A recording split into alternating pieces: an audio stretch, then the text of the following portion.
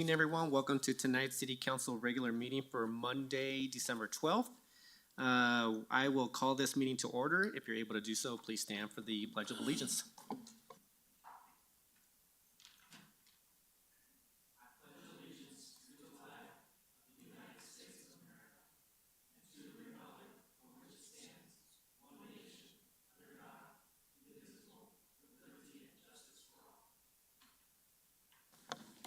Thank you. City Clerk, if you could take roll call. Member Anderson? Present. Member Nudenkamp? Present. Member Russell? Present. Mayor Pro Tem Ward? Present. Member Wink? Present. Member Woodward?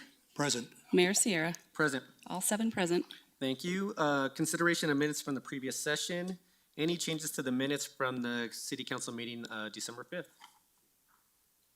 Seeing none, can I get a motion to approve? So moved. Thank you, Mayor Pro Tem. Could I get a second? Second. Thank you, Member Anderson. Please vote. Member Anderson? Aye. Member Nudenkamp? Aye. Member Russell? Aye. Mayor Pro Tem Ward? Aye. Member Wink? Aye.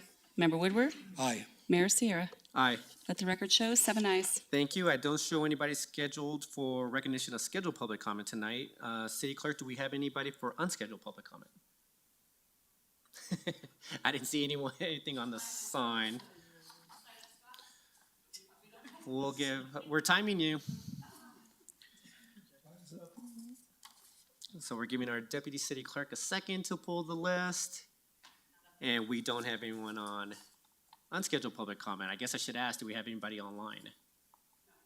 No one online either. All right, moving on to agenda item 9, consent agenda items. I do see that we have one item to pull, 9A2. Any other items from council to pull tonight? Seeing none, can I get a motion to approve 9A1, 9C1, and 9C2? So moved. Thank you, Member Nudenkamp. Could I get a second? Second. Thank you, Mayor Pro Tem. Can we please vote? Member Anderson? Aye. Member Nudenkamp? Aye. Member Russell? Aye. Mayor Pro Tem Ward? Aye. Member Wink? Aye. Member Woodward? Aye. Mayor Sierra? Aye. The record shows 7 ayes. Thank you. 9A2, we have Deputy Director Engineer Tim Hose here to talk about CB 75. Member Russell, I know that this is an item that you wanted. You had some questions on. Yes, thank you very much. Thank you, Mr. Hoos, for being here. My question is, has Denver completed their section of Harvard Gulch yet? From like where it goes from Englewood down to the Platte River? So no, they have not done that yet. That's still in the master plan to do that. So part of the funding for this initiative that we're looking at tonight is to study what we can do in the Englewood part that doesn't affect the Denver part and see if we can't get some of the Englewood portions going before they do theirs. So it's kind of a joint effort. We're hoping to draw Denver to the table to talk to us about it a little more and how we can work together as cities to make Dry Gulch better and get as many homes out of the floodplain as we can. So it's we wouldn't build anything with the funding tonight. This is more for planning and studying to try to break down the larger master plan into more manageable pieces that we can build over time. Okay, I remember, and this probably happened even before I got on council, the plans that they had in the community room and the piping. And so that plan never came to fruition. I mean, at the time they said we couldn't do anything till Denver had done their part. So there is would that be around year 2016, I think, is the master plan we're working off of. And yeah, so that is the plan we want to, the flood district has approached us about starting to do something with that because the data is getting a little bit old and we want to be able to do something with that master plan and be able to at least do some of the recommendations. But yeah, the thought is the flood district's going to approach Denver as well to get their participation to see what we can do together to make the Dry Gulch and Harvard Gulch function better for both cities. Okay, so the Mile High Flood District is going to try to get Denver to come to the table in this whole plan also? Correct, yes. Okay, thank you very much. Any other questions from members of council? Seeing none, can I get a motion to approve 9A2? I move to approve 9A2. Thank you, Member Russell. Could I get a second? I'll second. Thank you, Member Woodward. Any further comments? Seeing none, can we please vote? Member Anderson? Aye. Member Nudenkamp? Aye. Member Russell? Aye. Mayor Pro Tem Ward? Aye. Member Wink? Aye. Member Woodward? Aye. Mayor Sierra. Aye. The record shows 7 ayes. Thank you, Deputy Director Host. No public hearing items for tonight. Moving on to 11A1, this is Council Bill 74.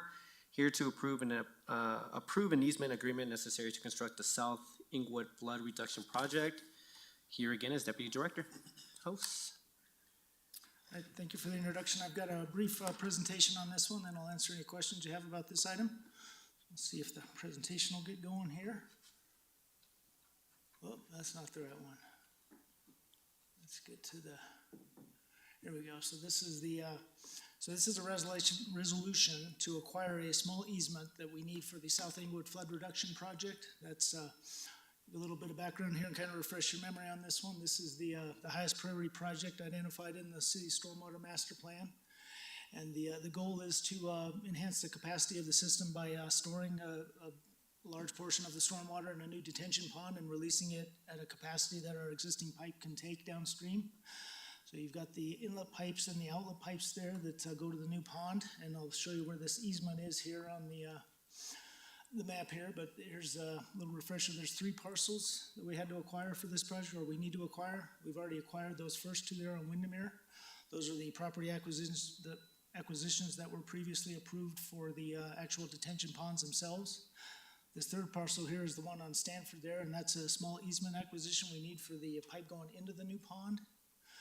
And we've been negotiating with this property owner for a little while now, and it is going to be an easement. It's the cost of the easement is based on an appraised amount. It's roughly 50% of the property value is how they value these easements. So I'll show you here on the map. This kind of at the bottom of the screen there, you can see there's about an 80-foot long piece of private property at the end of the Stanford Avenue cul-de-sac there, right at between the yellow and the pink lines there. That there's a short piece of private property that we need to have an easement to run the pipe across to get to the new pond.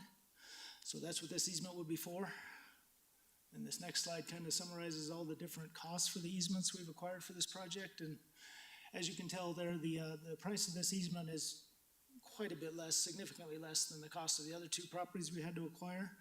But it's just as equally important. Without this easement, we can't construct the pipe to get into that new pond. So we definitely need to get this easement in order to complete the project and make sure we can get the piping in we need and make the pond function like we want it to. So with that, we recommend that City Council approve this easement for the South Englewood Flood Reduction Project to construct the project. And I'll answer any questions you have. Thank you, Deputy Director. Member Russell, kick us off. Thank you. Have we already been talking to the property owner about the right-of-way? Oh, yes, we've discussed it with them and negotiated this price, and they're willing to grant the easement at this cost. So Okay. we went through the appraisal process with them, and they've agreed that it's a fair value, and they're ready to sign off on the easement once City Council approves it.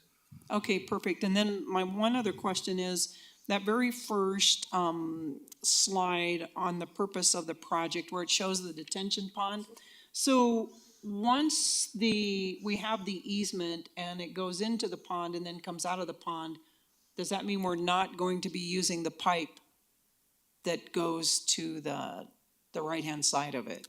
So we will actually, so the way it's designed to work is that existing pipe to the right will be maximized. We'll fill that pipe with water before the water overflows and goes into the detention pond.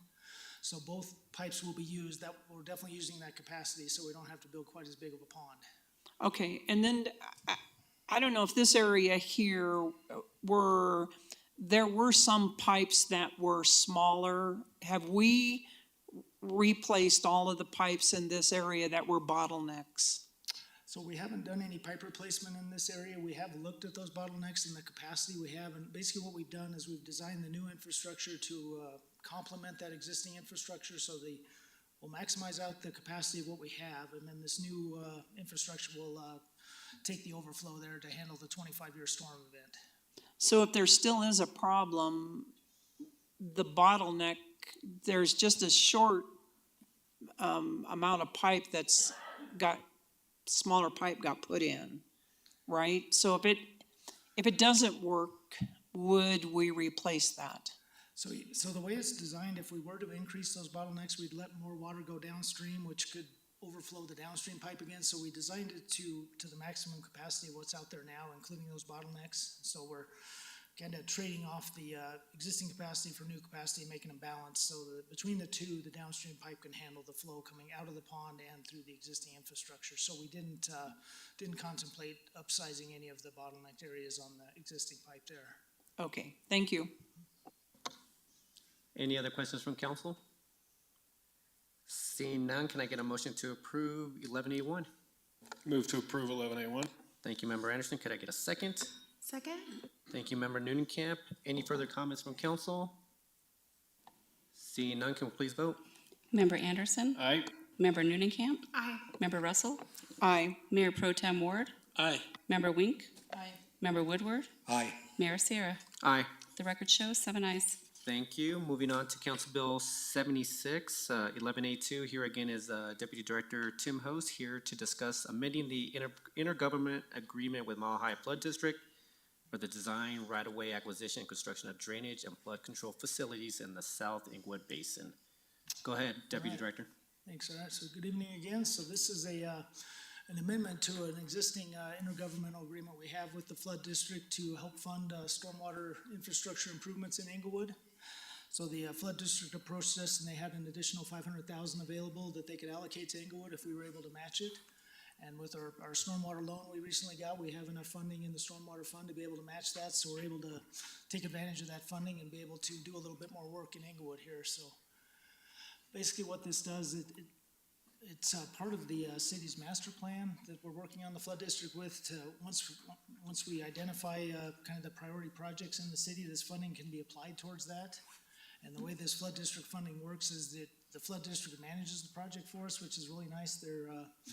They pay for half as well as manage the design and construction for us. So it really is a beneficial program for us, and it's a good thing that we're able to get some more money to help fund needed improvements in Englewood. We know we've got a pretty big list of stormwater improvements needed, so this is definitely a step in the right direction to help us fund more of that. So it's look, this slide here shows the South Englewood Basin a little bit, just as a reminder, kind of south of Quincy and east of Santa Fe is that South Basin, and the IGA is focused on the South Basin because that's the one we know is kind of the highest priority right now. So we assume that the results of the master plan with the flood district will identify maybe some other priorities in this area. But if it doesn't, the money can be applied anywhere in Englewood. So the important thing about this agreement is it does put Englewood's name on that money with the flood district. Otherwise, it'll get given to another city. They'll allocate it to a different city. So we wanted to, fortunately, they're willing to allocate it to us before we have a specific project identified, that we can have a little time to figure out where we think we need it the most. So here's just a summary of the funding there. The first initial IGA was $825 each. That was approved last year. And then this additional $500 each, that gives us a total of $2.65 million between the two entities to put towards a future flood improvement project in the city, which is a good amount that we should be able to do a pretty good sized project and do a lot of good with the funding. So with that, we recommend that this amendment is approved to add $500,000 to the original agreement so we can apply it towards future stormwater improvements in Englewood. So we'll answer any questions you have on this one. Thank you, Deputy Director. Any questions? Member Wink. I beg your pardon. Member Russell. Thank you. So has Mile High Flood District already received the initial $825,000 that we've given them? Yes. And they're still holding that? Yes, they hold it until the project starts, and then if we don't end up identifying a project, they'll give the money back to us. It's not like we give it to them and they won't give it back. If we don't come up with something, they're fully refundable. It's not a use it or lose it type thing, but we intend to use it. So they do have our share of the first phase. Okay, thank you very much. Any other questions from members of council? Member Noonan-Camp. I just had one question. I see that the way that the funds will be used as a project being consistent with our plan. Are there any limitations for how the funds can be used as far as, if we wanted to use this $500,000 for something else and, they said, oh no, you're going to have this matching fund that's going to be managed by Mile High Flood. It has to be used in a specific way. Are there any limitations that we're signing up for here? So the way it works, it has to be a project identified in the master plan that they're working on for us. So it has to be something that their board has approved as well, that is a master plan project that has justification behind it and stuff, so they know that it is a priority project that Englewood needs, and it's not just we'd like to do this, we really need this, and this is the highest priority, so that's why it's gotta be tied to that, the master plan, and we've gotta get those priorities hammered down so we can apply it towards the top priority in Englewood. Great, thank you. Any further questions from council? Seeing none, can I get a motion to approve 11A2? I'll move 11A2. Thank you, Member Woodward. Could I get a second? I'll second that motion. Thank you, Member Wink. Any further comments? Seeing none, can we please vote? Member Anderson, Aye. Member Newnenkamp, Aye. Member Russell, Aye. Mayor Pro Tem Ward, Aye. Member Wink, Aye. Member Woodward, Aye. Mayor Sierra. Aye. The record shows 7 ayes. Thank you. Moving on to 11C1. This is the North Englewood Storm Sewer Inventory and Condition Assessment Contract Award. We have Deputy Director Host as well as Capital Projects Engineer Rachel Grafman. Good evening, Ms. Grafman. Thank you, Mr. Mayor. My name is Rachel Graffman. I'm the newest Capital Projects Engineer with the Public Works team. And I am going to present to you on awarding a contract to Surveying and Mapping, SAM, to do a condition assessment and an inventory of our stormwater infrastructure here on the north side of town. So the current state of affairs is that we have an asset manager who keeps track of our inlets and our manholes and our pipes and all that kind of infrastructure around town, but we don't actually have an accurate inventory. So the purpose of this project is to have a crew from SAM come out and do an inventory of all of the existing infrastructure, help us identify some information about those assets and get that into our digital database. This is gonna help us both currently manage our assets better, but it's also gonna help us plan for future projects. In this project, we're going to assess over 16 miles of pipe, and we're gonna inventory over 400 manholes and 550 inlets. The way that we went about procuring this project was the staff published a request for proposals. We received 3 of them. We reviewed them, and first and second place after the paper scoring were pretty close, so we conducted an in-person interview, after which Sam was successful. And overall, staff recommends that City Council approves this contract for Sam to conduct an inventory and condition assessment of our storm sewer infrastructure. I'll take any questions that you have. Thank you, Ms. Grafman. Any questions from council? Member Russell. The one question that I have is, have all the underground pipes been cleaned and assessment made of those assets? So part of that is part of this contract and part of that is not part of this contract. So the part that is part of this contract is reviewing the footage that's gonna be taken by a different contractor. So a different public works contract is gonna do the cleaning and cameraing of the pipes, but Sam is gonna review that footage and give us an assessment based on the federal highways infrastructure for standard reviews of pipes. Okay, but the question that I'm asking is probably in the last, maybe 2 years ago, we started cleaning all the underground pipes, and I heard that we got through all of them. Is it a continual process? Do we re-clean them every year? Not every year, every 2 years? So actually, yeah, the project you're referring to, a portion of the system was done, but we don't have the stormwater operators to keep going on that, so that the other contract on the agenda tonight is to get a contractor in to start helping finish cleaning all the pipes so we can get video of all the pipes and understand the condition of them and start making decisions. So there are still some pipes that need to be cleaned to get all this data. So that's the other contract. We'll support this contract to make sure everything's clean for them to inspect for us.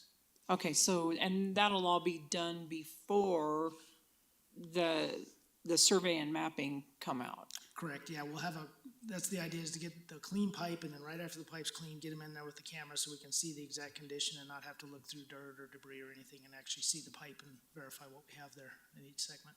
Okay, thank you. Mayor Pro Tem. Refresh my memory, we already completed this project for the South Englewood Basin. We did that before we started breaking ground on the other items that we needed to do there, correct? So for the South Basin, what we did is the trunk line. We did anything larger than 24-inch diameter. So this particular project will do every pipe north of 285 in the city. We're gonna do, and we did a project last year for the north trunk line as well. So this is gonna, when we did that north trunk line last year, what we discovered is a lot of the smaller pipes need cleaning just as much as the big pipes do. And we don't want all that dirt from the small pipes going back into the big pipe and have to clean the big pipe again. So the idea is to get everything clean so we don't have any more debris settling in our pipes anymore. So we have done 2 trunk lines. This is the first time we're gonna do every single pipe north of 285 and make sure the entire system is cleaned and inspected and mapped correctly. So we have that information to be able to make decisions on what kind of maintenance needs we have. Okay, and we talked a little bit earlier about South Inglewood being an urgent priority. So I guess that leads to my question, why are we doing this in the north and not in the south?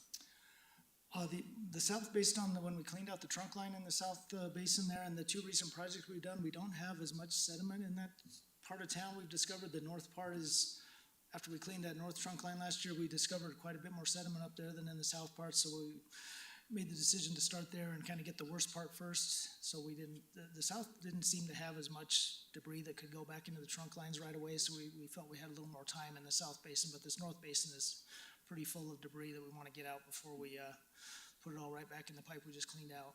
So, Great, thank you. Member Woodward. Thank you. Question, it says 16.7 miles of pipe, and looking at the map and the different manholes and everything, it just seems like there's a lot Surprisingly more. large, Pardon me? surprisingly large. No, surprisingly small. Oh, really? Well, I mean, if you're going up and down the streets, and there's alleys also, right? Storm drainage in the alleys. There's limited storm drainage in the alleys. We're actually running an internal project right now to do a little bit of inventorying on that as well, but that's separate from this project. Okay. I can So also add to that. So that number's based on the inventory we have right now. We don't necessarily know if we have all the footage out there right now in our records. So based on our GIS records now, that's how many miles are out there. So you could very well be right that we have more than that than we know about right now. That's part of the reason for this project, is to verify exactly how much we have, what size it is, what type it is, and what condition it's in. So Okay. there could be a little bit more. So they will literally be driving the streets and stuff to find these. I mean, they have their map, but to make sure it's correct and stuff. That's correct, and that's part of how this project came to be, is when we cleaned out those trunk lines, we discovered that our records aren't necessarily accurate, and the contractor was out there trying to find everything, and it was very tedious to try to work with them as they have a crew out there and they can't find a manhole or something. So our idea is this time is let's make sure we have somebody out there who can map it and know where everything is, so we're not having to struggle to figure out how everything is connected, and we can have the 2 of them work together to make sure we know what's going on and what we have in our system. Okay. Great, thank you. Member Anderson. Will the results of this go into GIS for future reference? And are they measuring the inverts on all of these and determining how they all flow together and everything? Yeah, so they're gonna be collecting like elevation data and pipe sizes and that kind of stuff, and we'll be able to weave that together to understand better what's going in which And all direction. that data can go into Into GIS system? Yes, that's Great. part of the deliverable. Okay, great, thank you. Member Russell. Thank you. So my other question is, because I know in certain places, the manholes were covered with paving. So will they be able to find those manholes? Part of their contract. So that's part of that on-call contract. We're gonna have that contractor support the mapping guys, because that's what happened when we tried to clean out those trunk lines. A lot of the manholes were covered. So what we're gonna do is have the on-call contractor available. If they go out there and they can't find anything, we'll have the on-call guy go find it and raise it up so that the mapping person can come in and map it and locate it exactly for us, and we have it exposed, mapped, and condition assessed. So yeah, as that comes up, we'll have the on-call contractor available to raise those for us. That was something we ran into last year. We had to call a different contractor in to raise a bunch of manholes. So we're trying to be a little more proactive this time and be able to have the right people we need to get our system mapped and clean for us. Okay, so, and hopefully in the future, when we pave the roads, we won't pave over them. We'll have them raised up before they pave it, right? Yes, I hope for that as well. That is very frustrating when we come across that. It's a lot of times unexpected. You don't expect to have all the manholes covered with asphalt, and you get out there, why are none of these manholes that are on the map exposed in the field? So the intent is to get all those raised, and then as pavement happens, to raise them with the asphalt, so they're always gonna be exposed. We won't have buried manholes anymore, because that is a problem when you need access for cleaning and maintenance as well, right? So we're Right. trying to get the system back to accessible, clean, and able to maintain in the future.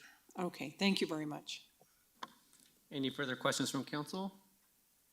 Seeing none, can I get a motion to approve 11C1? I'll move 11C1. Thank you, Member Woodward. Could I get a second? Second. Thank you, Mayor Pro Tem. Any further comments? Seeing none, can we please vote?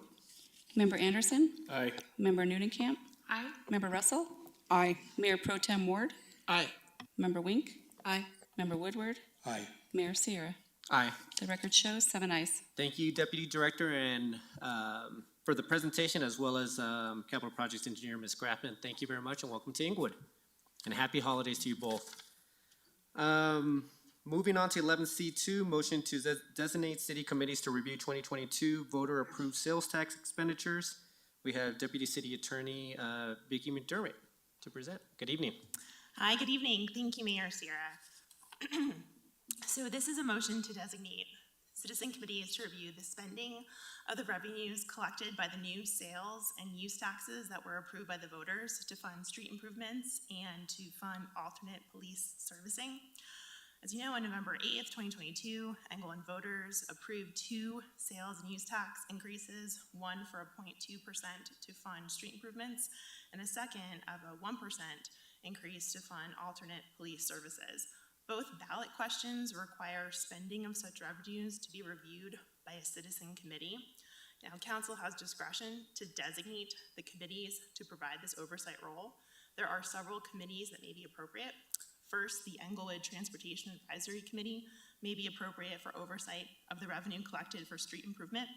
The ETAC is charged with studying necessary roadwork improvements and recommends budget allocations.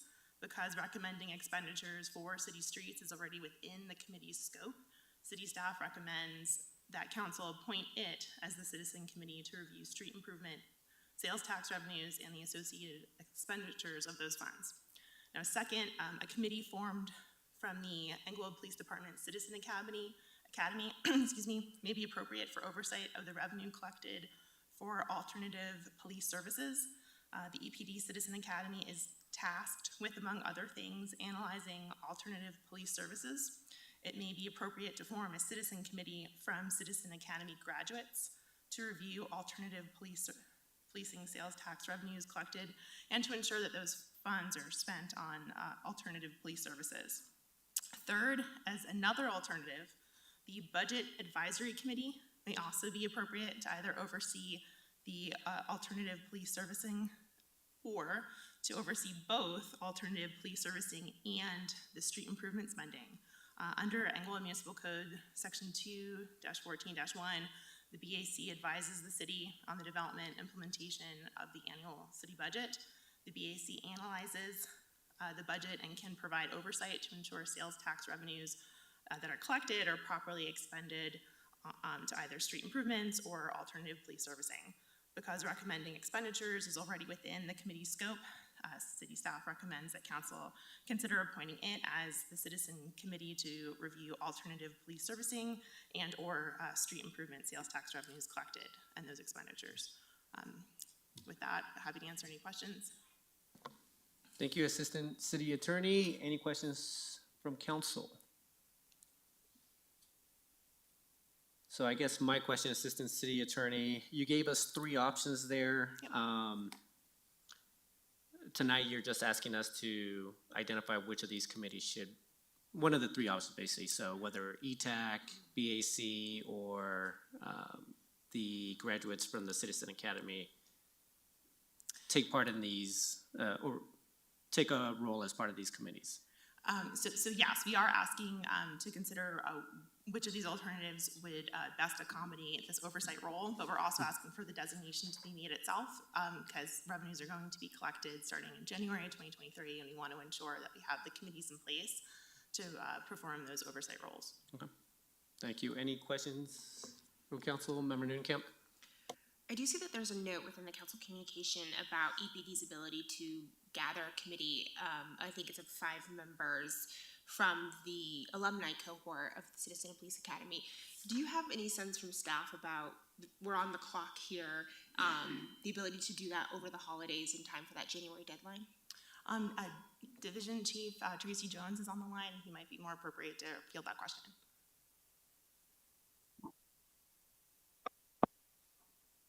I think my camera's having a problem here, but in a short statement here, we would be able to probably fill that committee just based upon the graduates that just graduated that Citizens Academy. Thank you. Any further questions from council? Member Woodward, did you have a question or? No, I have an opinion. Okay. Actually, an opinion may make sense at this point just because we're going to try to identify which is the proper group. So, Member Woodward, go ahead. I'm in agreement with the Citizen Academy. However, I also believe that some budget advisory committee people should be on there. One or two anyway. I think that would be helpful to that committee.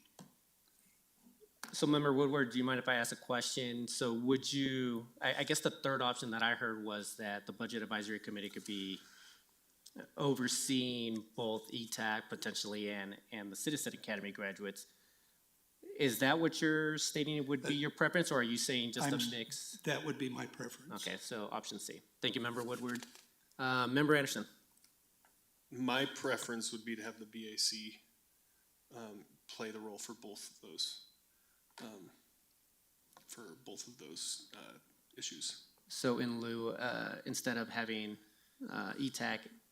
Yeah, And yeah. To me, this is a budget decision, not as not so much a specific oversight decision in this in terms of the street projects that will come out of it. I don't know if that needs ETAC oversight, particularly. That's more of a staff thing. And then again, making sure that the funds are expended in accordance with what the voters elected them to do seems right up BAC's alley. thank you, Member Anderson. Member Woodward. With regard to the street maintenance, I think ETAC should be involved in that. I think that would be helpful to have citizens looking at what's being proposed to be paved and what's being paved. I think there's some real benefit to that, because I know in the past we've had quite a bit of new paving go on, and within a year, numerous cuts in that pavement. And so I think that would be helpful. Thank you. Thank you, Member Woodward. Member Wink. Thank you, Mayor. So we need two committees. I certainly agree with some of my colleagues here with their recommendation of the Budget Advisory Committee. I do think that's an applicable committee to do this. I'm not sure I'm completely certain about the second one. I'm almost, yeah, I'm not sure about the second one for now. Thank you, Member Winks. I'll weigh in. I was trying to think of this process.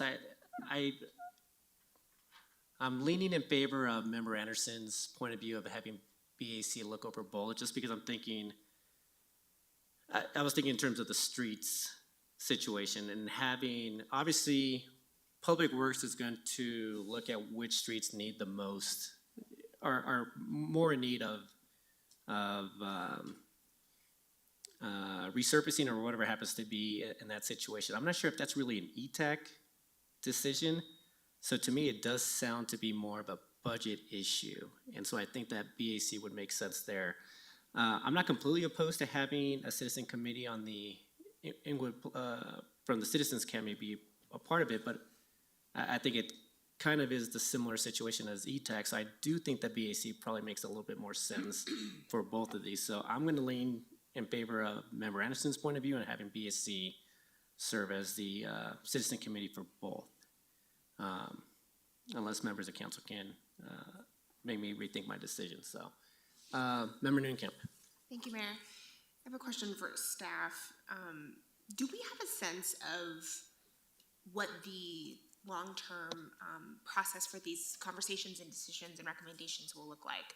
Are we expecting, this to be a monthly conversation that they'll need to continue to approve things? Will this be maybe once a year, a big expenditure, so we can get a sense of what the workflow is that we're talking about? That's a very good question, and thank you for it. I would anticipate, it would likely be more of an ongoing conversation, considering revenues are gonna come in, there's gonna be different projects, and we wanna make sure that the appropriate bodies are in place in order to make those allocations. Okay, thank you. With that in mind, I think maybe rather than standing up a new committee just for this purpose, it does make sense that the Budget Advisory Committee is kind of leading here. That said, though, I do think that, citizens who have gone through our Police Academy, citizens who are on our ETAC, do have valuable inputs to this conversation, and so I don't know if maybe there is some sort of working group where the BAC can host them for a conversation about prioritization or something like that. I would like to maybe see something in that vein, but if this is going to be an ongoing conversation throughout the year, I think the BAC probably makes the most just logistical sense. Thank you, Member Camp. Mayor Pro Tem? My original inclination for the transportation initiative was to involve ETAC, but I'll direct my colleagues to the actual language of the ballot question. It says, with all spending of such revenues reported in the city's annual independent audit, published on the city's website, and reviewed by a citizens committee. So when I consider that particular language, this language is specific to the spending. Did we spend what the residents gave us on what we told them we would spend it on? That screams Budget Advisory Committee to me. So I think this falls well within their purview, and even if we just do this for the first year so that we can get it stood up immediately and get them working on that function right away, if we find ourselves happening upon a better way in the next year, or we have some other committees that do want to weigh in, I think we can move in that direction. But the Budget Advisory Committee has its fingers in nearly every aspect of the city's budget. I think they're uniquely qualified to meet the specific task that we set out for this citizen committee when we wrote the ballot language. So that's who I support. Thank you, Mayor Pro Tem. Member Russell and then Member Wink. Thank you, Mayor. I concur with Mayor Pro Tem specifically. The Budget Advisory Committee does meet with all the different departments, so they have access to those departments. They're working directly with the Finance Committee, and so who is in charge of the budget? And I agree that this is mostly a budget issue, and are we spending the money on what the citizens wanted it spent on? So I think that the Budget Advisory Committee makes the most sense. And if we want to visit it, it's very possible that it won't take a lot of time, and we won't know that, but I agree that if we want to look at that down the road and establish its own committee, that would be fine too. Thank you. Thank you, Member Russell. Member Wink. Thanks, Mayor. I will agree also, and thank you, Mayor Pro Tem Russell, Mayor Pro Tem Ward, for that detail. That's kind of what I wanted to get at when I first spoke. It felt, I wasn't sure one committee could fulfill both, so this is perfect. I do feel the Budget Advisory Committee should be just fine for both. It's a matter of the budgetary issue, not so much the content. I think that we need to really make the decision on here. Thank you. Thanks. Any further questions from council? Seeing none, can I get a motion to approve designating the BAC as the two citizen committees for both the alternate policing as well as the spending on, the sales, there we go. To review the sales tax expenditures for streets and alternate policing. So moved. Thank you, Mayor Pro Tem. Could I get a Second. second? Thank you, Member Russell. Any further comments? Seeing none, can we please vote? Member Anderson. Aye. Member Camp. Aye. Member Russell. Aye. Mayor Pro Tem Ward. Aye. Member Wink. Aye. Member Woodward. Aye. Mayor Sierra. Aye. The record shows 7 ayes. Thank you, Assistant City Attorney McDermott. Moving on to the next one is 11C3. Here's Assistant City Manager Tim Dodd to give us a 2022 Q3 strategic plan update.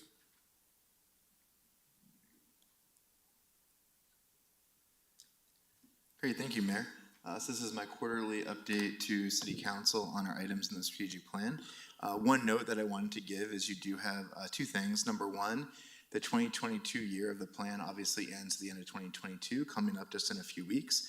Number two, you will have your annual retreat in January, when a significant portion of that is dedicated to a review of the plan, what went well, where are we on it, what changes do we want to make. So tonight we're actually only proposing one very small change. When I've come before you quarterly other times, I've brought more changes, and the reason for that is we want to kind of package all the bigger changes for you to consider, such as the Vision Zero goal, such as possibly moving the water goal from sustainability to infrastructure, such as also adding some of the elements of the Economic Development Strategic Plan into the city strategic plan. So those are some of the ideas that we plan on bringing to you. And certainly if you have things that you'd like to be kind of agendized or on the table, please let me know so that we can package them and be prepared to discuss them as part of the retreat. So obviously, as you know, we have 7 outcome areas that you adopted in March of this past year. Most of our projects are still in progress. We have, I think, about 37 or so that are completed. We do hope to have more completed by the end of the year, and so part of your discussion in January will also be ones that haven't been completed. Would you like to move those into the next year? So that will be part of your discussion and your decision to make. So just to kind of go through so what I'd like to do, if it's okay, Mayor and Council, is I'm just going to go through the highlight pages of each area, tell you a little bit about the completion rates, some of the projects that have been completed, and then I'll just kind of fly through the rest, and then if there are specific questions, I'm happy to go back to that. That's okay. Great, so community well-being, as you know, is one of your newest areas. Several projects have been completed here. Some of these were already completed in the second quarter, which is when we began tracking them. So obviously the implementation of the off-leash program, the Make a Splash program, and the library floor, those were all done in the second quarter. The customer experience survey is something that the city has done. They're working on going through the results. The social pass at the Malley Center, which was funded, I believe, by the trust fund. The history nook at the Englewood Library was already done. The Homelessness Connect event, that was one that we finished this quarter. That was an annual event that was actually originally proposed by our former open space manager, Dave Lee, that Reed McGrath in the police department and Christina Underhill in Parks Rec Library and Golf and others have really carried the torch and moved. It's been a very successful event that we do mostly at Cushing Park. We've also created the citywide events calendar, completed the housing needs assessment that was done this quarter, that was completed. The veteran discount program was previously completed, and then we offer the junior passes and programs for youth and teens at Broken T. Then to move on to the next area, which is governance. So last quarter, we only had one project completed here, so we've completed a few more. We have finished the initial deployment of the records management system. There's still some catch-up and finalization work, but it has been implemented. We have about 7,000 records so far that have been digitized. We also did revise the employee review forms. We do that every year, so every employee gets theirs tied to the fiscal year. As you probably know, some places do it tied to their anniversary date or some other fixed date. We did refine these to focus on the new values that we adopted as a city. We also have finished the draft of the Diversity, Equity, and Inclusion, or DEI plan. The final draft is still being packaged before it's presented to you and presented to staff. But the draft was what was called for to be completed in this section. The holiday lunch, so I did want to mention, also as I mentioned during my report, this is actually Employee Recognition Week here in Englewood. So it's an event, we do things all week. So we had Santiago breakfast burritos today. Several different businesses in the community do support us and they provide free lunch to employees. We do a big awards event on Thursday. But doing that holiday lunch on Thursday and that awards recognition was one of our goals, or projects I should say. And then we also last year did create a spot bonus program that departments get a certain amount of money that are based on the number of employees in their departments. And that's been very successful. We do get a lot of applications for that at the end of the year because the money does end at the end of the year. Infrastructure and transportation, as you'll remember, this is an area where we consolidated projects together from previously two different areas, infrastructure and transportation. We completed construction of the Acoma Phase 2 stormwater projects. We constructed prioritized missing sidewalk segments as funding was allowed, so we did several of those. More will be done in the future if additional funding is available. Completed, this is obviously, I think, one of the these last two, I think, are two of the most significant projects that we've completed so far this year. One is the completion of bonding and grant applications to support stormwater, sewer, and water initiatives. And then we closed on the WIFIA, which is the Water Infrastructure Finance and Innovation Act loan. I did want to point out here actually that even though we will be coming back to you with a more detailed proposal for transportation safety, which I want to try to find in the Vision Zero goal that we discussed, we did last quarter, as you may recall, these were all delayed, but we really kickstarted all 4 of these projects, thanks to Deputy Director Host, actually for his work, and others in making sure that these were no longer delayed and that these were moving forward. We did apply for a grant for the walkability maps. Unfortunately, we will not hear until April, so it'll be a little bit delayed, but we are hoping that will help move that project forward. With economy, so this is an area where in the past we had many projects, but a lot of them were not discrete and they did not have end dates, and so now this area is really focused on a lot of measurements and metrics to measure how well we're doing things like economic development and economic outreach. But there are about, I think, 7 or 8 projects in here. So one that we did complete is the Economic Development Strategic Plan. As I mentioned, one of the things that we will be bringing for you to consider in January is whether you would like to basically make it a plug-in plan, I guess is the terminology. I don't know if I coined it or not, but I like it, which basically means keeping it as a separate economic development strategic plan, but plugging it into the section to make sure that they're congruous and connected. One thing I did want to point out here too that you may obviously want to consider in the future is city center redevelopment was one of the goals that's in this area. So right now we labeled them as delayed, but of course you could also consider them as on hold. So that may be something you wish to consider in your January retreat about how you'd like to handle these items going forward. With neighborhoods, we had 2 projects that were finished. So one was to finalize and publicize the new neighborhood maps you are all very engaged in, and then the grant program. And then safety, we've had several things, percentage-wise, several projects have been completed here.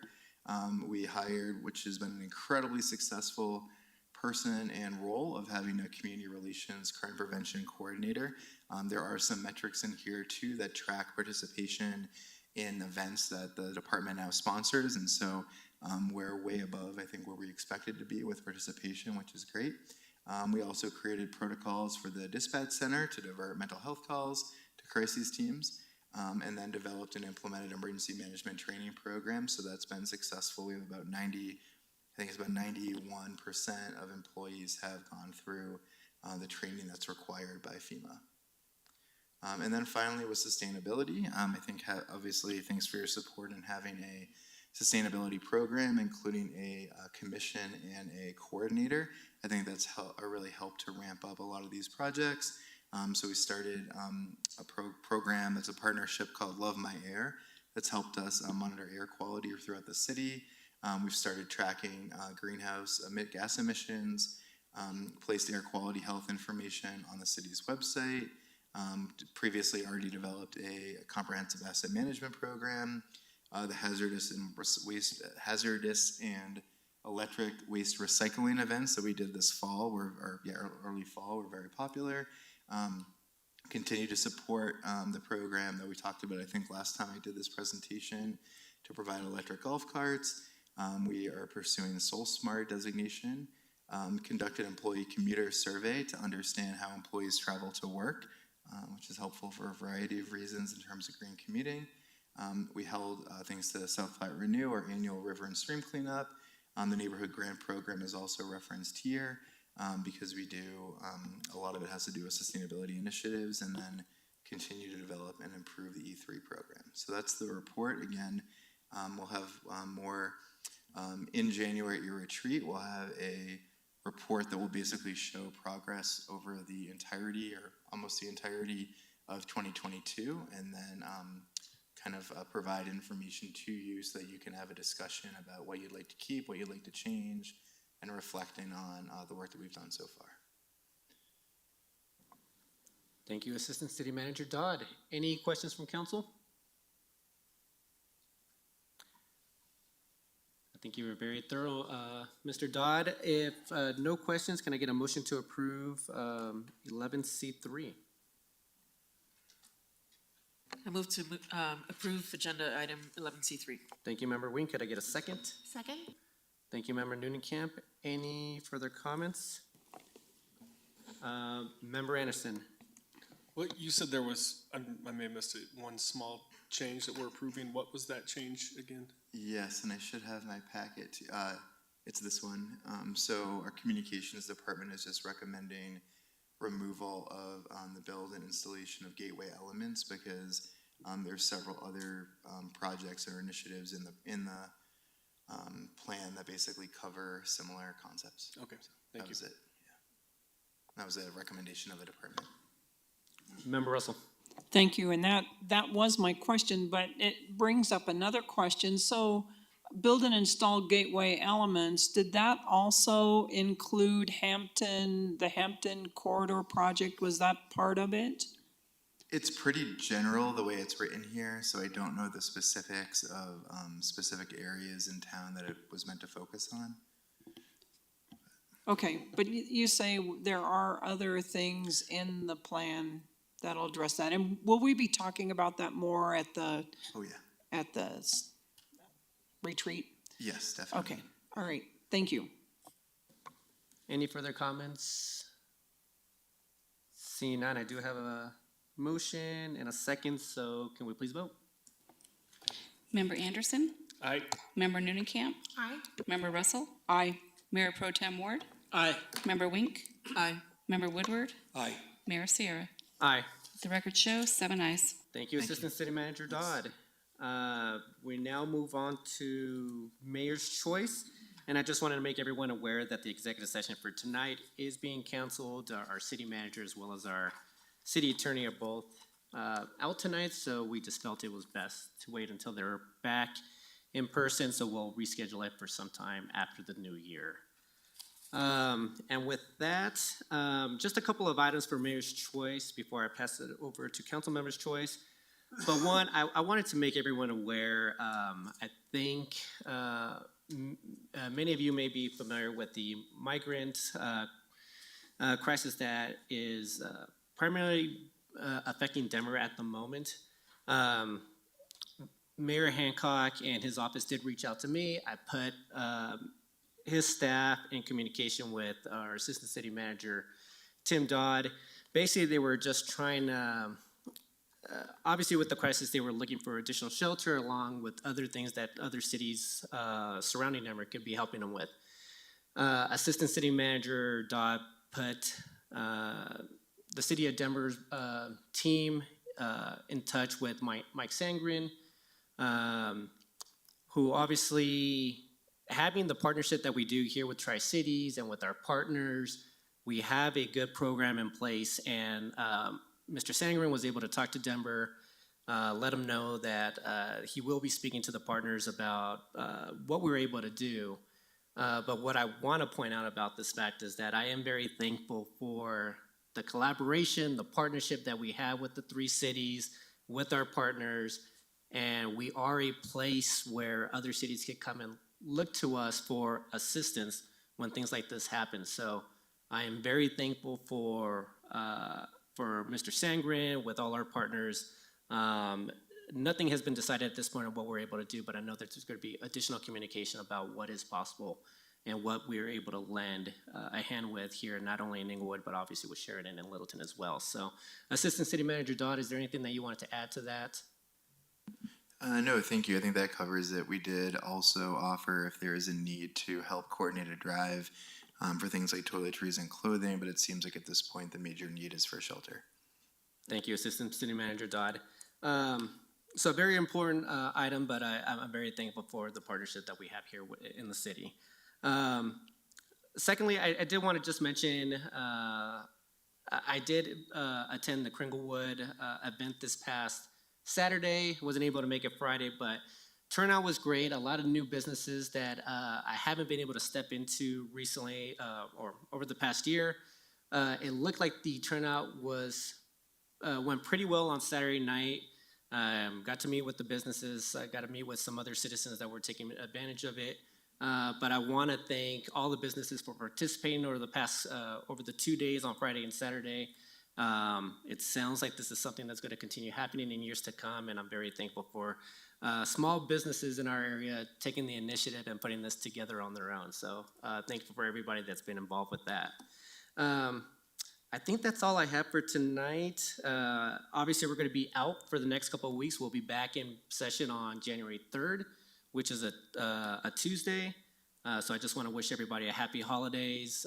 I'll be around, so if there's anything that citizens need, feel free to reach out to me. So again, just want to wish everybody happy holidays and to just be safe over the holidays. So, and with that, I will pass it over to council member's choice. Mayor Pro Tem. I just have one item tonight. It is a council request. Due to its scope, however, I would like to ask my peers about this. And I would need to secure the consent of 3 of you in order to pursue this council request. We heard in our last session some concern about short-term rentals, the current state of short-term rentals in the city of Englewood. I am in fairly continuous contact with a constituent who has concerns, and I've come to the conclusion that the only way for me to properly evaluate whether or not the city is following appropriate procedures regarding short-term rentals is for me to actually get the application packets and review them myself. So I can do that one of 2 ways, either through a council request, which would be my preferred method for a couple of reasons. First of all, council requests are made public, therefore every resident in the city of Englewood who cares about this issue would have the opportunity to review these documents just the same as I can. Secondly, a council request does not cost me money. The other way that I can get this information, and rest assured that staff will have to gather this information regardless of the outcome of this particular council request, is through a CORA. These are government records maintained by the city government, and any resident who desires to have them is allowed to obtain them and entitled to get them. They would just be required to pay a fee. So for this reason, I am requesting the consent of at least 3 other members tonight to enter a council request for the application packets for every licensed short-term rental in the city of Englewood that is currently licensed. Thank you, Mayor Pro Tem.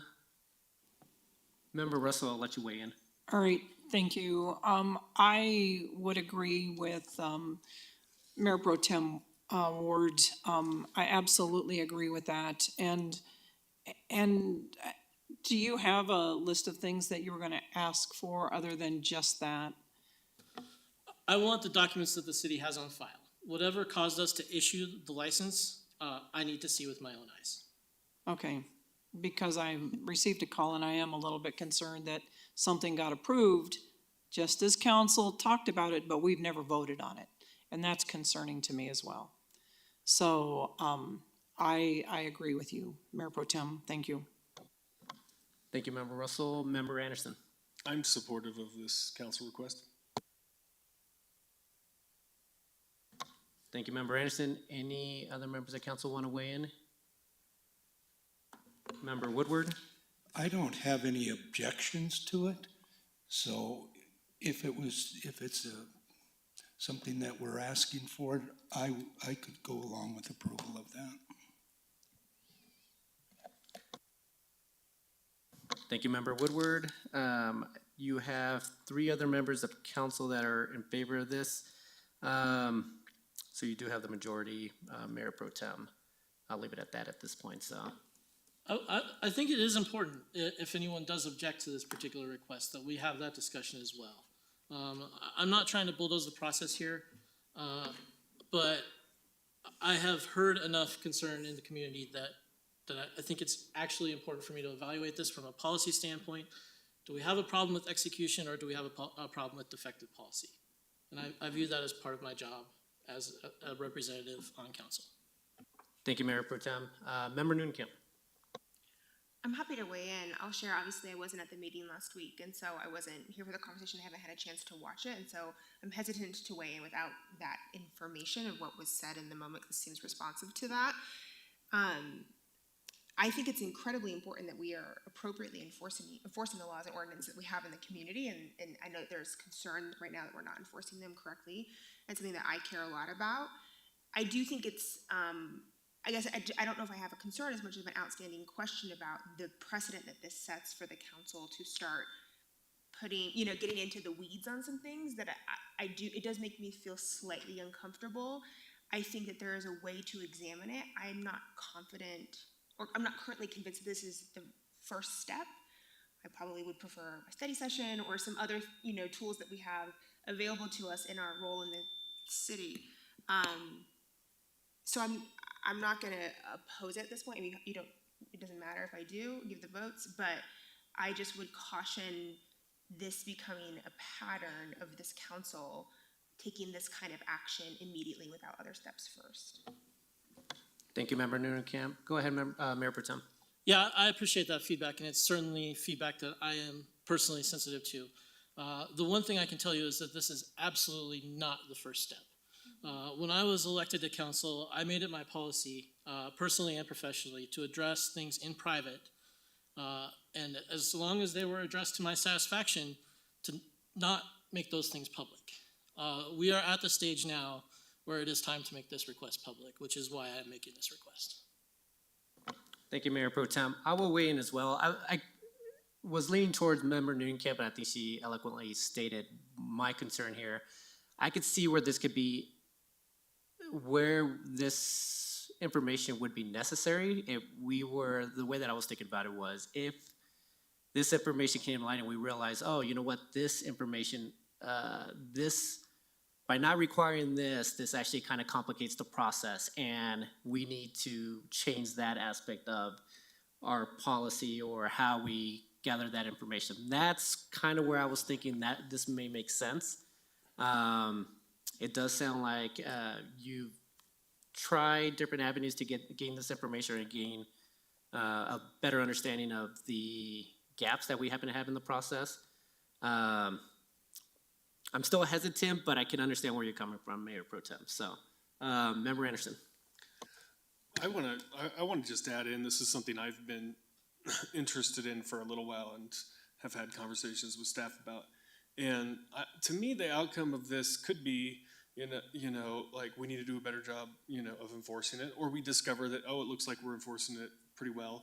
Or the one of the options here, and one that I proposed in our discussion previously, is that maybe we need to change the policy, because what we're asking staff to enforce, they don't actually have the time and energy and resources to do. So not to make it easier to get one, but actually, to eliminate, reduce the allowance for short-term rentals, so that we don't have to have such a process that requires gathering so many documents and all that. So this, to me, is not just a critical of staff kind of thing, but to evaluate, maybe we've got the policy wrong. Thank you, Member Anderson. Member Nunekamp, and then Member Russell. I am really sympathetic to Member Anderson's perspective, because I think there is a chance that, if we're seeing systemic problems, I would rather approach it from a place of assuming best intent, and let's have a conversation of why are these things happening. But for us to then approach it with a policy solution, the 7 of us need to do that together versus one council member going off and kind of doing their own investigation. If we collectively all agree that there's a problem here, then we have an avenue for solving that, which is study session, and let's address it. That is, I think, my concern between one person going off and doing that versus a collective kind of decision to look at this issue. So that would still be my preference. Member Russell. Thank you. I do agree that it's something that we need to look at, and it could be possible that we would choose that we need to limit more short-term rentals and do some drastic cutting on what we're allowing. I do appreciate Mayor Pro Tem Ward's approach to this. He didn't just come as one council member and demand that. he asked for consensus, and there was consensus. And this problem really has been going on even before we passed the short-term rental ordinance. People have been coming, complaining about things, and I just think that us being able to look at things would help us, and the only authority we really have is to address the policy issues, and I believe that's what Mayor Pro Tem was asking for. So thank you. Thank you, Member Russell. Mayor Pro Tem. Yeah, I appreciate that, Councilmember Russell. And hearing Member Noonenkamp's comments, it seems like this request has perhaps come across incorrectly. One of the benefits of making a council request is that it gives the entire body access to the information that I'm receiving. I don't believe that I've made any accusation this evening. At least I hope that hasn't come across as accusatory. What I've said is that I'm receiving reports, and this is fact, that the short-term rental regulations that we have in place are not necessarily being followed by staff in issuing licenses. And in order to make a determination on whether or not that is true, I need to view the applications myself. The law is quite clear on what is required. It's in our municipal code. The question that is solved by this council request is whether or not we have what is required on file. And if we do, great. I'm more than happy to come here and say, I got that council request, I reviewed it, everything's great, thank you, staff. If we don't, then there's a different conversation to be had. Thank you, Mayor Pro Tem. Anything else? That's all I have, thank you. Anything else for members of council? Seeing none, I do want to make everyone aware there is going to be, I'll let Member Noonenkamp go, and then I'll say my piece. Go ahead. Sorry, I thought you meant on that issue. I have one council member's choice item before we move on, if that's okay. I just wanted to acknowledge this last weekend, we had the Englewood Christmas store, and it was incredible to see so many nonprofits and businesses and community members gather together. This year, in the 10th year of the Englewood Christmas store, we served over 250 families and distributed over 1,800 gifts to families in Englewood, and we had city staff there helping on Friday, and it's just incredible to see how the school district and the city and our businesses all turn out to serve Englewood families in need this time of year. So huge success this year. Thank you, Member Noonenkamp. Member Russell. Thank you.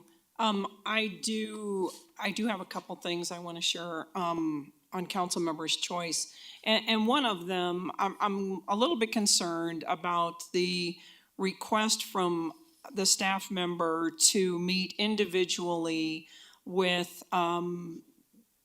DIG and with DIG Studio and a session facilitator for urban designer. I think that is daisy chaining decisions, and I believe that it would be wise for the mayor and the mayor pro tem to set up a study session early in the year. We decided that we wanted to talk together and meet with the EDDA, not have staff come and ready to take off with their plan when we meet with the EDDA in February. And so I believe if there, it is my opinion that we should not be meeting individually. We are a corporate body. They need to present what they want to the corporate body, and we need to discuss in public. It is not transparent to do it the other way. So that is one thing that I wanted to address.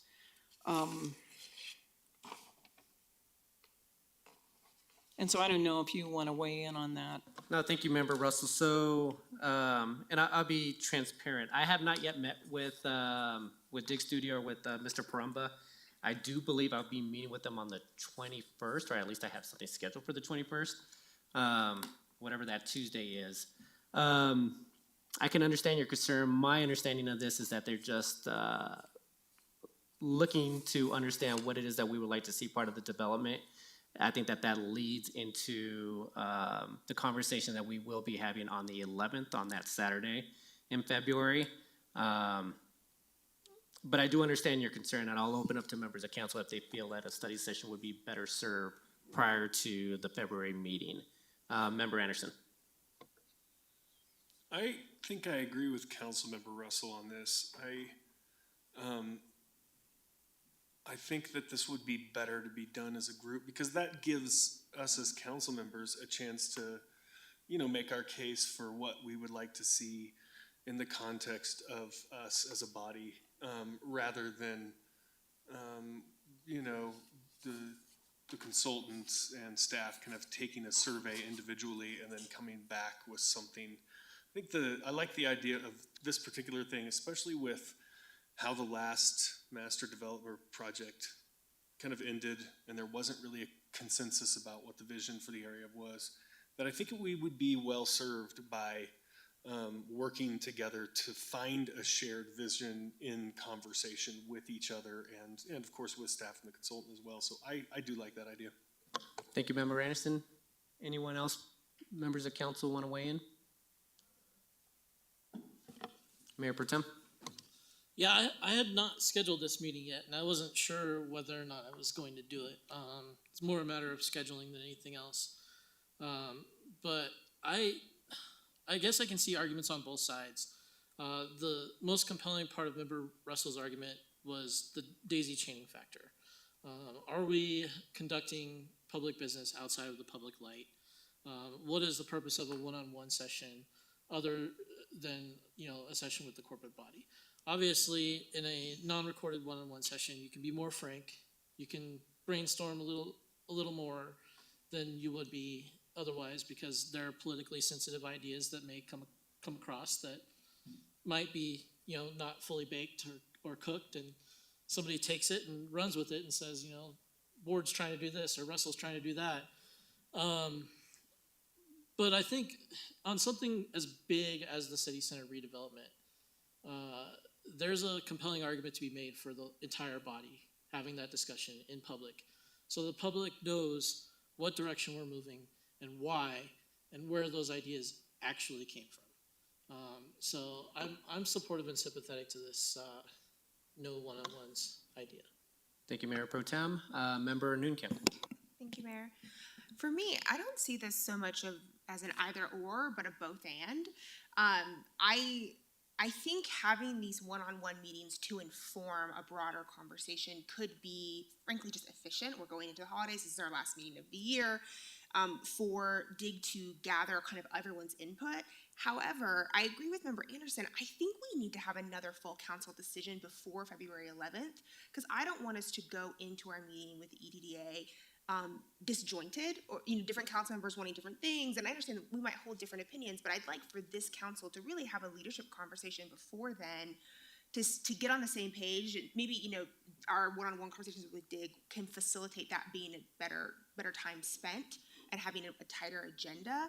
But what I'm concerned about is what Member Anderson said as well, with the train kind of leaving the station without counsel, so to speak, that we really should be leading the conversation as representatives of our constituents about what should be in this space. And I think it's we would do a disservice to the community if we shortchange this body having that conversation thoroughly and thoughtfully. Thank you, Member Noonkamp. Anyone else want to weigh in? It does look like we have consensus for this. Actually, I do have a question for Assistant City Manager Dodd. Just a quick question do we happen to have time in the calendar in January, or was there a reason why individual sessions may have been preferred? Was it a timing issue, or? I don't know specifically why there was a request for individual sessions. However, I will say that January calendar is relatively tight just because there is, I think, one meeting that was set aside explicitly for the hearings for the Sam's Automotive. And then you have your retreat, and then you have the other economic development retreat that's in early February. So I don't know if it was related just to the fact that the calendar is somewhat tight in January. I can't speak to the details on that. Yeah, thank you for that, Assistant City Manager. Well, obviously consensus rules on this, so I will cancel my meeting for the 20th. It looks like that's what that Tuesday is. And actually, looking at the email that we all received from Mr. Porumba, the one thing that is kind of not necessarily concerning, but the fact that EDDA is going to have this session as well, but also representatives of LNR. which is the other property owners here within the city, or at least one section of it. So I think it does make sense for us to meet as a body if they're going to be doing the same. So it doesn't make sense for council to be doing this individually if the other two representatives are going to be having their own sessions in this regard. So, Member Russell, thanks for bringing this up. I think that we will look to schedule something as part of the mayor-manager's meeting that we have on Wednesday. But Member Noonan-Camp, go ahead. Mayor, just two quick things. I want to be really clear since you're talking about consensus. I do not support saying no one can have one-on-one meetings. I think the one-on-one meetings could still be constructive as long as they're informing a full council decision before the 11th. So I just wanted to be clear. I think both can work. I don't see it as an either or. But one suggestion I have, because I do think that this conversation is so important, especially with a new council, is maybe even adding this to our retreat agenda, if that's possible. I would sign up for another hour if it meant this body can have a constructive conversation, and if that's the only time that we can make it work. Okay. Thank you, Member Noonan-Camp. We can look at both options as part of the mayor-manager's meeting. I guess, Assistant City Manager Dodd, if you're able to look to see if we're able to fit that as part of that Saturday in January prior to the EDDA meeting, so. Well, I haven't finished the agenda yet, so I think there'll be time. I think if that's what you'd like to do. But. Yeah, perfect. Was there anything else, Member Russell? I have one other thing that I want to share, and this just is more to close out the year. I just wanted to wish everyone a very Merry Christmas and a Happy New Year, Happy Hanukkah.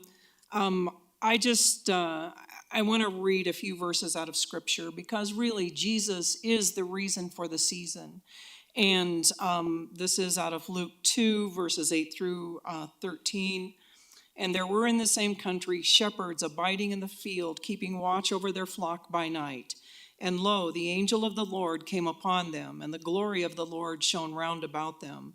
And they were sore afraid. And the angel said to them, Fear not, for behold, I bring you good tidings of great joy, which shall be to all people. For unto you is born this day in the city of David a Savior, which is Christ the Lord. And this shall be a sign unto you, ye shall find the babe wrapped in swaddling clothes, lying in a manger. And suddenly there was with the angel a multitude of the heavenly host, praising God and saying, Glory to God in the highest, and on earth peace, goodwill toward men. And I just wish you the peace and the hope and joy of Christmas, because we need that in the world we're living in today. So thank you very much. Thank you, Member Russell. Anyone else? And with that, I wanted to make everyone aware that we will now be having a social hour at the Fellow Traveler immediately following this meeting. It's optional, but there will be members of council there, so members of the public, if you would like to join us, please meet us at Fellow Traveler here probably in about 10 minutes or so. So with that, I will pass it over to City Manager's report. Sure, and I'll be quick, Mayor. Just have a few quick things, though. One is about the weather tonight. So reports do keep changing. However, there's a 70% chance that snow will happen a bit later this evening. In the city, though, it's only expected to be an inch or less. We do have crews coming in this evening. They're probably on their way in right now just to prepare in the event that there is snow. But even though in Englewood it will be minimal, snow may hit other regions of the air, other parts of the region heavier. So there are some people who may be commuting. So just to be cautious about that. The second one, as I mentioned during my strategic plan report, this is Employee Appreciation Week. So I just wanted to thank all of our 700 part-time, seasonal, and full-time employees, and for all that they do day in and day out for the city. Also just wanted to make a reminder that we do have a few days where the Civic Center and city offices will be closed due to the holidays. So they will be closed on Friday, December 23rd, Monday, December 26th, Friday, December 30th, and Monday, January 2nd. You should have hopefully received an invite from Krista Gravy in the city manager's office today. But as you hopefully know, Englewood is switching congressional districts starting in January. Our new district is represented by Congressman Jason Crow. He's requested a meeting a joint meeting with both council and the city's leadership team for Wednesday, January 18th. So we're still trying to firm that up. Also, I think in discussion City Manager Lewis has had with you almost a year ago now about kind of the legislative process and how to weigh in. We all are also looking to schedule something similar with our state representative and state senator, which we may try to do the same day, like, 1 hour with our federal person and then 1 hour after with our state, or we may do that as a study session depending on their availability. And then finally, as I mentioned during the strategic plan report, if you do have any other topics you'd like to cover during the retreat, please let city manager or I know so we can put them on the agenda. But right now, we have defining placemaking streetscape projects in the community development. In community well-being. We also, staff is going to propose moving water from sustainability to infrastructure. Staff's also going to propose a Vision Zero goal under infrastructure and transportation. Staff's also going to propose adding elements of the economic development strategic plan into the economy section. And then the last item that you wanted added around redevelopment. Is there anything right now that you think you'd like added, or? Member Nunekamp, go ahead. I have two things on my list. One is, we've been having conversations around housing and affordability as it relates to Code Next, but also from what we've been talking about and from what we've heard from the housing assessment, there needs to be a continued conversation about what that looks like after Code Next winds down, especially for deeply affordable units. And, the idea of a housing affordability task force has been on the table, so I'd like that conversation to happen. And then also a conversation that the city manager and I had earlier this year is just preparing for the continued needs of our aging and our senior community. It's not currently captured in the strategic plan, and understanding what is coming and the large demographic we have in Englewood, or a population that falls into that demographic. I'd like to think about how we can be prepared to serve them over the coming years. Thank you. Anyone else from council want to weigh in? I'll try to think about it, Assistant City Manager Dodd. And I put the mint in my mouth at the wrong time, so. Anything else, Assistant City Manager? That's it. Thank you. All right. And with that, everyone, see you January 3rd. This meeting is adjourned. Have a good evening.